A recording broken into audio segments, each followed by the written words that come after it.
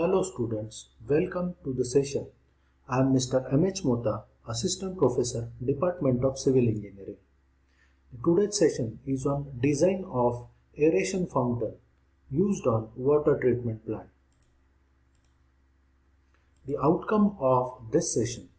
At the end of this session, you will be able to design the aeration fountain for water treatment plants. Let's try to understand it in deep. So aeration. As we are aware, aeration is one of the important unit operation of gas transfer. In the process of aeration, generally either we add a certain type of gas or we try to remove something in the form of excessive gas concentration. The aim of the aeration is to create extensive, new and self-renewing interface between air and water to keep interfacial films from building up in thickness. The efficiency of aeration process depends on the amount of surface contact between the air and water. This is primarily controlled by the size of water drop or air bubble or the thickness of water lamina created. The objective of the aeration process. The aeration of water is done to accomplish the following objectives. Generally, aeration removes the taste and odor. The taste and odor might be caused because of the presence of various impurities in water. Generally, the odor and taste is caused because of the excessive concentration of the impurities which are organic in nature. It increases the dissolved oxygen content of the water. As we are aware, the addition of oxygen is always adds the freshness to the water. Generally, aeration increases the dissolved oxygen content. It even removes the hydrogen sulfide and hence the odor caused because of it. It decreases the carbon dioxide content of a water and thereby reduces the corrosiveness and raises the pH value. The carbon dioxide is such gas which is a primary cause of increasing the acidity in the water. Higher carbon dioxide concentration reduces the pH value of the water and it accelerates the corrosion. In the process of aeration, we generally reduce the concentration of carbon dioxide and thereby it results in reduced corrosiveness and increase in the pH value. It converts the iron and manganese from their soluble state to their insoluble state. When we are changing the state of a matter, it can be precipitated and in the process can be removed. Due to aeration of water during aeration, bacteria even may be killed up to a small extent. And it is sometimes even used for the mixing of chemicals with water. Such chemicals can be either alum or in case of say expected pre-chlorination, it can be a chlorine in the form of either a liquid or powdery state. So the cascade aerator. This is the figure of a cascade aerator. This is the most common type of aeration process used in India. And in this process, we will try to understand how to design the cascade aerators. This is the cross section of cascade aerator. In the cascade aeration, the water is allowed to flow from one step to another and in the process it results in extensive mixing or the extensive contact between the air and the water. Because of the formation of different steps, the water lamina is formed or even the droplets of water can be formed and in the process it can have an enlarged contact with the surrounding air as such, and because of which aeration can be achieved. So the design of aeration fountain. So before designing, what we should know are the expectations from such units. The generation of largest practicable area of the interface between the given volume of water and air and preventing the buildup of thick interfacial film. It even expects the sufficient time of exposure to have the enough contact between the air and the water. For this, around 1 centimeter interval in the vertical travel is expected. And after the aeration, collecting the aerated water and transferring it to further treatment via a collection channel. These are the expectations from the aeration fountain. So in design, we need to take care that all these expectations have been fulfilled. So how to achieve it?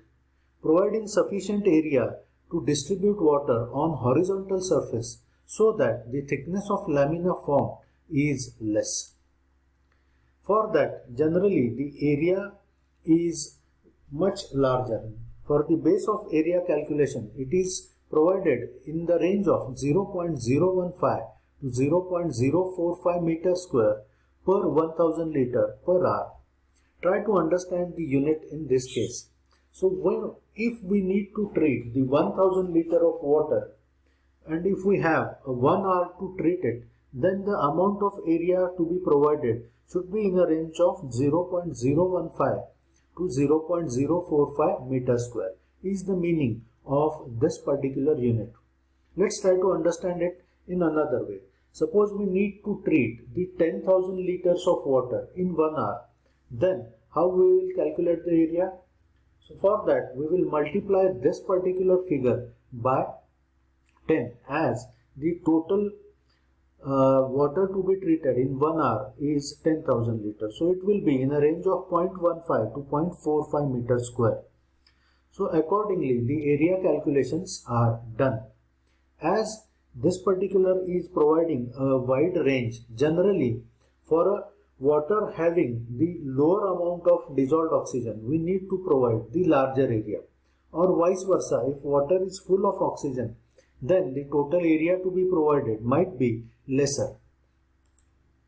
Most commonly assumed value in Indian condition is 0.03 meter square per 1000 liter per hour. So for example, suppose we need to treat once again the 5000 liters of water in 1 hour, then we need to provide 0.03 multiplied by 5, so it will be 0.15 meter square of area is to be provided. This is how the area calculations are done. Then we need to provide the height to achieve a sufficient contact time. So for that, generally half to 1 second time is sufficient.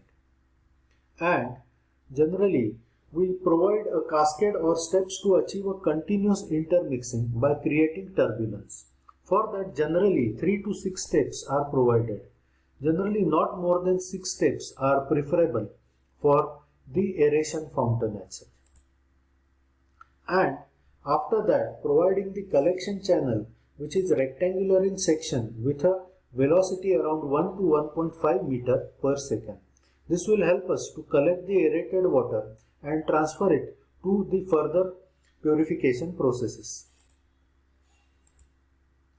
So let's try to understand it by considering a one real life example. So design a cascade aerator for the population of 1.5 lakh.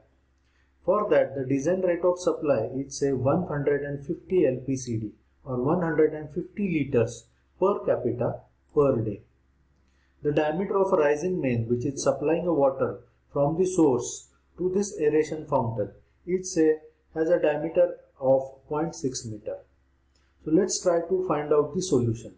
Please remember that when we are designing, it means that we are determining its physical dimensions. So first step is to calculate the total flow.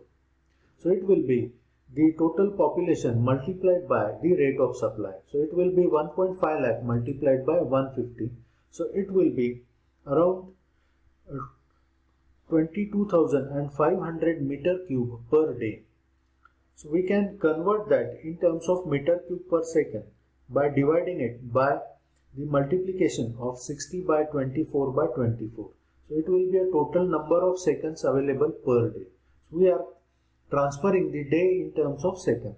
So now we should be in a position to transfer all these units or convert all these units appropriately. So it will be 0.260 meter cube per second. Even we can convert it in terms of liter per hour as the design of area is having a unit of 1000 liter per hour. So it will be say 9,37,500 liters per hour. This is calculated by dividing the total flow in terms of liter per day by 24. So it will be 937.5 into 1000 liters per hour. So this is how the calculation of flow can be done, and we can change its unit in any of the form we want it to be. So using this, we can calculate the surface area, which is going to be the next step. So area is equal to 0.03 meter square per 1000 liter per hour multiplied by the flow in terms of 1000 liters per hour.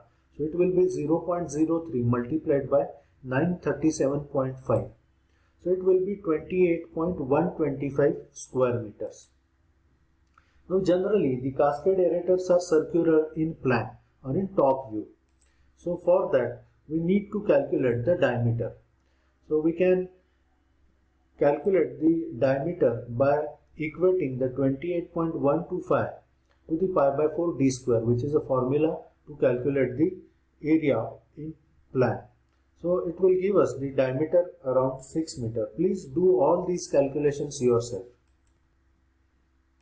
Next step, step 4, is to calculate the height of such unit. So for that we will assume the contact time equals to 0.8 seconds. As the time equals to under root 2h upon g, we will equate this with the assumed contact time, and it will give us the height in terms of 3.13 meter. So providing 6 steps of 0.55 meter height, so it will give us the total height of 3.3 meter, and we will have a contact time slightly more than that of assumed as we have increased the height. Now we can arrange the steps in the form of concentric circular units, which is essential for forming the cascade aeration structure. So determine the diameter of these steps. As the diameter of rising main is given as 0.6 meter, and we will try to distribute the circles to achieve this all arrangement with symmetry. Please remember that the diameter of first step should be more than the diameter of rising main. So we will provide the 6 steps which can be having a diameters from 1 meter to 6 meter. To achieve a symmetry, we have distributed that in terms of 1 meter for innermost circle, then the 2 meter, 3 meter, 4 meter, 5 meter and 6 meter according to the steps. So the innermost step will have a diameter of 1 meter, while the outermost surface will have the 6 meter as a diameter. Step 6 is to design the side channel. These side channels are used to collect the aerated water and convey it for the further treatment. As the unit is circular, the side channel around it will be circular in the plan, but it will be rectangular in section. The maximum flow it needs to handle will be the half of total flow, as the flow will be divided equally in whole channel as it is entering in the channel from the top throughout the periphery. So please try to understand these minute things in detail. These will help us to understand and design it in appropriate manner. So the flow will be half of the design flow, so it will be 0.13 meter cube per second. Now we will assume the velocity. Please remember that velocity should be up to 1.5 meter per second maximum. So we will assume that as in 1.2 meter. So the area of cross section will be 0.108 meter square. So we will assume the width of such channel to be 0.6 meter. In such case, the depth of flow will be 0.18 meter. So providing the depth of flow to be 0.2 meter. So the total depth will be the height of final step plus the depth of flow. So it will be around 0.75 meter. So this is the summary of the design, where the diameter is going to be 6 meter. Total number of steps going to be 6. Height of each step is 0.55 meter. The total contact time will be more than 0.8 second.